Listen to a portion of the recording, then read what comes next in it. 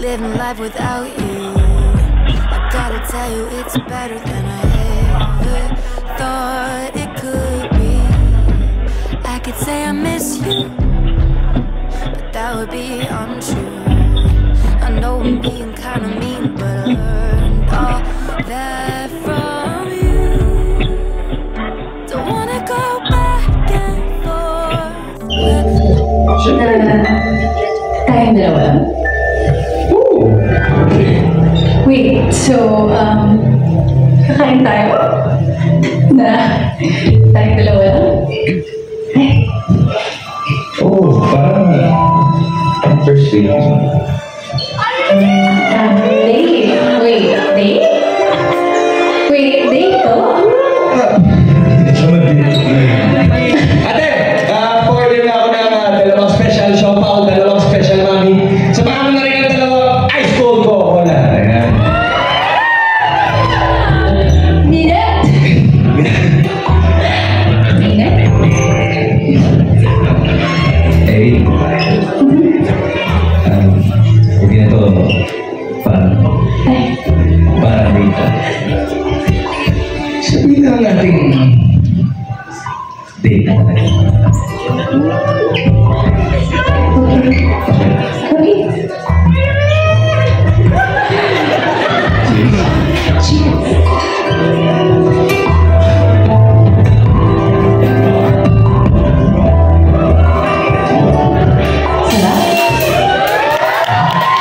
At least galing pa kayo dun. Ito ba? Galing ba kayo dun? Alright, and there you have it, guys! Totoo na nga ang kilig moments natin. Ayun. At dahil sabi ko nga real moments, guys, na totoo natin to, let's give a round of applause to Maris Raka and Anthony J!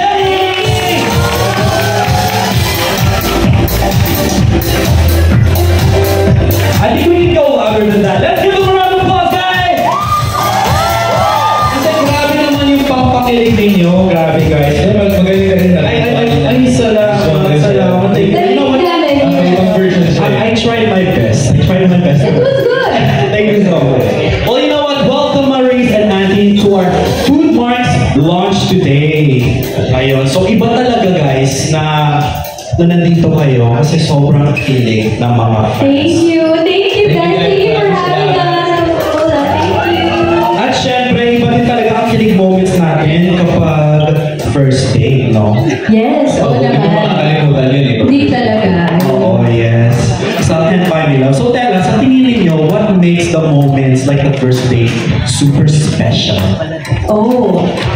Well, in general. Yes, or personally, I guess. Okay.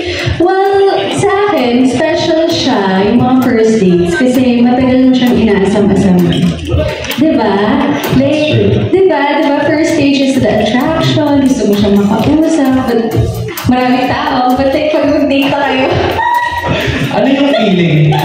Ikaw muna tapos ikaw. Ano yung feeling sa first date? Sa first date, wala na, kundi kilig lang. Kilig. Ayun. Do you guys feel kilig? Ay, wow. Okay, how about yourself? Ako siguro, sa first date, kasi parang doon pa lang magkakapaan ko lang kayo. Yeah. Kikilalanin niyo pa lang yung isa't isa. Diba? So, alam mo yun, 100% pa yung kilig nun. And ang sarap sa pakiramdam na, yun yung nga, magiging core memory mo siya. That's true. Hindi mo makakalimutan yung first date. So, Of course, with an ice cold. Yes! yeah, I think halos at lahat ng first dates, may Hindi siya mawawala. So yun. So iba talaga ang effect to getting to know someone over meals and of course with Coca-Cola. Whether first date man yan, barkada, or celebrations, kagaya nung screening nyo kanina. So speaking of your scene in Can't Buy Me Love, we have some guests here who'd like to ask some questions. Sure. Ayun. Alright, so let's go look at who these people are. Okay, so our special question will go out from Miss Denny Bernardo from philstar.com. Hello po, Miss Denny. Hi. Hello po. Ayun, she is right over here. Alright. Good morning, Snow Rain. Congratulations. Good morning. Thank you. Thank you. How was your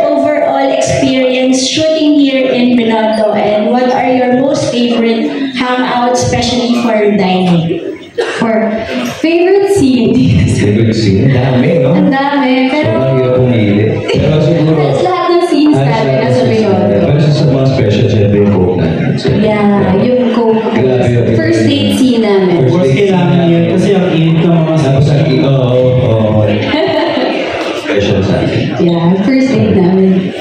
And yung favorite place namin to dine kapag nasa set? Don't worry. Oh, yeah. Fried dumplings. Fried dumplings. Yes. Hindi kami nakakalabas kasi sa set. So, nag-order in kami. Dinadala sa set. Yun, food trip lang kami araw-araw. Di ba, Valerie? Sa tumubo. Curious lang, gaano katotoo sa real life na tumadora pa si Irene at saka nakakaw sa Wait, dati hindi. Nakuha niya na. But life happened. Hindi, sabi lang. Ano lang, anything in moderation. Moderation. Moderation. Siyempre. Yeah, fun, yeah. Ano yun sa akin? Pumatakaw ba ako? Hindi naman. Hindi naman. Sakto lang. Pagkagutom na siguro.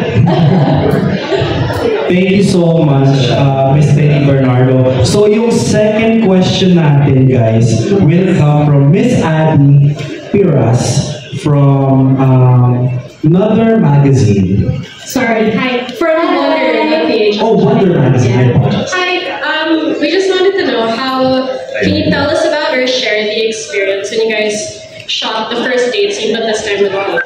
Yeah. Oh, kami, as Irene's do, since our story is like parang lagi kami nag-aaway and then nagkaroon ng attraction sa amin, na-excite din kami sa first date scene namin.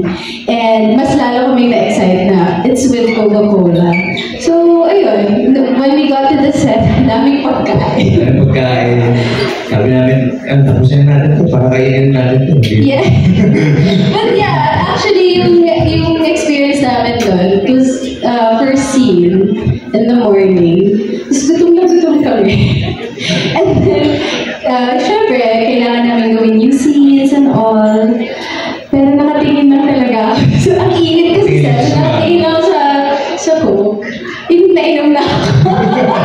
Oh no. Yun yung answer. Kasi mainit din sa set that time. Super, yun yung time na peak yung init sa Philippines. It really quenches your thirst when you have a nice Coke.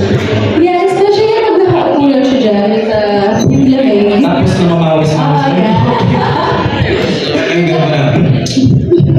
Ayun, so we have 3 more questions, guys. But you guys, we are so lucky kasi this is the inside scoop of what really goes on behind set. But before we get into the third question, let's give her a round of applause, guys. Come on!